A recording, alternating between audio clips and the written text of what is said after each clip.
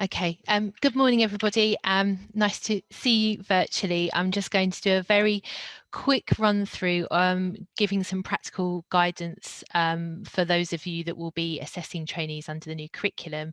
We've done quite a few webinars over the last year introducing the new curriculum, and this is a very high-level review overview.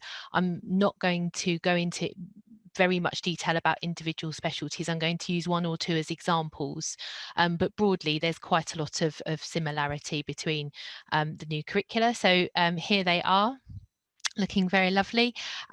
So these curricula have been in development, as Angharad says, for a few years. Prior to the onset of COVID-19, the idea was that all of the curricula for all medical specialties, all medical royal colleges would be approved by the GMC by the end of last year. And obviously there were some yes, by the end of last year, and there were some delays for some colleges. Luckily, we had submitted all of our curricula prior to COVID-19, so we were able to carry on through the process, but there were some delays following that. So just as a reminder, the curricula were implemented from August this year, but because of the late approval that we received, and due to everything that had been happening with COVID, we decided that we would implement only for ST1s or ST3 if that was the year of entry for the particular specialty. And we will be transitioning all of the existing trainees in line with the GMC regulation on that next year, following their ARCPs, and of course trainees that are in their final year won't have to transition. Also, just a reminder that we don't oversee the curricula for haematology and immunology, which is the responsibility of the JRCPTB, but we do work closely with them on those specialties, and a lot of what I'm talking about, the broad principles are the same. So you will still be able to get a good idea if those are your specialties. As part of what we were asked to do by the GMC when we put the curricula together and put all of the assessments together, we were asked to put together an assessment strategy and make that clear and make that visible on our website. So this is taken from that strategy, but this is really just to outline what the purpose of assessment is. So I'm mainly talking today about assessment in the workplace, and Sanji's going to talk about the examination, but we obviously are looking to assess trainees both in the workplace and formatively, and then through summative examination. And the purpose of that is so that as they're going through training, they can demonstrate progress and at the end, hopefully satisfactorily complete training and go off to be a consultant. So all quite straightforward stuff. And again, just a very broad overview for all of you, and this really does apply for all of the specialties. So we reviewed a lot of our curriculum probably 10 years ago or more now, and at that point they were all competency-based curricula, and you'll probably still, the curricula is still on the website, some of them, and you'll remember that there are lots and lots of competencies, and so the move has been away from that really, and to some very high level outcomes. So we call those capabilities in practice, and I'll show you what they look like in a moment. But it's quite a different format of curriculum if you've had a look at it. Also, there's been a move away from using lots of numbers to demonstrate things. Now, we already know here at the college that's really not popular with the trainees. So we were having some discussions yesterday about the trainees really wanting to have a good idea of how many of certain things they need to do, but what we're looking at now is indicative numbers. So it's not a hard and fast rule, but you have to have, there is a number of something will give you an idea of what the rough number a trainee would need to do to be able to be competent in that area, but if they don't reach that number and they can demonstrate competence, that's absolutely fine. Also move away from the more summative workplace-based assessments.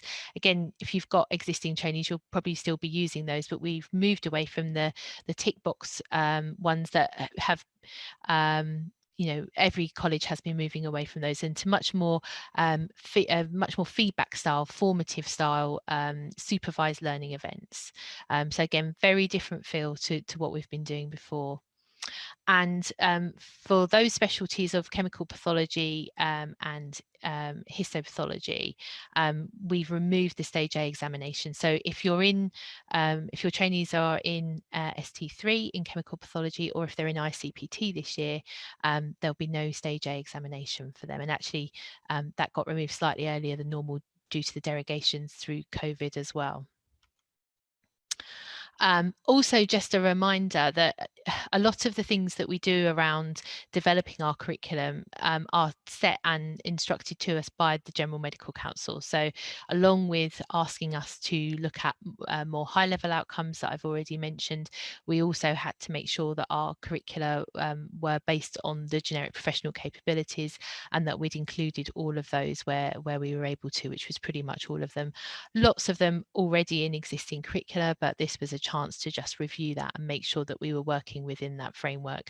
And also that's then built into the way that trainees are assessed. So I'm using medical microbiology as an example today, but this, if you look at your own curriculum, you will see that this looks very, very similar. And each pathology curriculum has generic SIPs, which you can see up the top here, if you can see my mouse moving. And these cover, as it says here, the requirements for all specialties, and maps very closely to the GPC framework. And trainees can be signed off for that by their educational supervisor using the descriptors. And then we have the specialty SIPs. And the specialty SIPs obviously relevant to the specialty, but there is quite a lot of overlap, as you might imagine, between some of the pathology specialties. And these have also been mapped to the GPC domains, and the sign-off required for that is that each trainee has to show that they meet or exceed the minimum expected level of performance.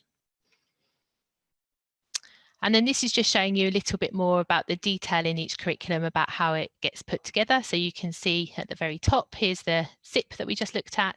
This is the descriptor giving you a little bit more detail. Then how this maps to GPCs. So these are the examples that we've provided. There may well be others, and trainees can indicate that. And then the types of evidence that we think can demonstrate progress. And again, there may be others, but these are the ones that we've given as a guide. And then this really just brings it all together. So these are the SIPs for medical microbiology again, so just keeping on that theme. And you can see here the level descriptors at the side, which really gives everybody an idea of the level at which trainees should be working and the level of supervision that they should have as they move through training. So that brings it all together. And then also just a reminder that obviously you will know that we've had 2 years of Arcp derogations for our existing trainees, and then for the trainees that started this year, we are expecting that we may need to look at Arcp derogations for them as well, but that work hasn't started yet. We haven't received the guidance for that yet. We work very closely with the General Medical Council for that, and also with HE and the other statutory education bodies to get those approved. But there will be guidance in place. Also, we've, alongside all of the work that we've been doing to update the curriculum and the SLEs, we've been updating the LEP system. So for new trainees, it's been moved onto a new platform, but we've also completely changed it so it maps completely to the new curriculum, and the new SLEs are embedded in there as well. That's being rolled out during the course of the year, so the SLEs are already currently available and trainees should be using those. But we've added some extra things into this one. So we will be integrating the Arcp form as well as the ESSR, which has always been in the platform, so that the whole Arcp process will be able to be managed via LEPT. So there have been some delays in rolling some of this out. It's not gone as quickly as we would have liked, but the trainees have been absolutely brilliant in letting us know where we need to fix any little bugs or anything like that, and we hope that they will continue to do so. And that will be hopefully something that will be able to support them in their training going forward. So, as I did say at the beginning, this was really high level. So I hope that if you've come along thinking I was going to be able to tell you everything about your specialty, obviously that's not the case. But really just to say that there is lots of information on the website. There is a curriculum. Many specialties have also produced a syllabus to underpin the curriculum, because the curriculum now, as you've seen from the demonstration, is quite high level. So that syllabus just gives a little bit more information about the specialty and what needs to be done. There's the assessment strategy, which I've mentioned.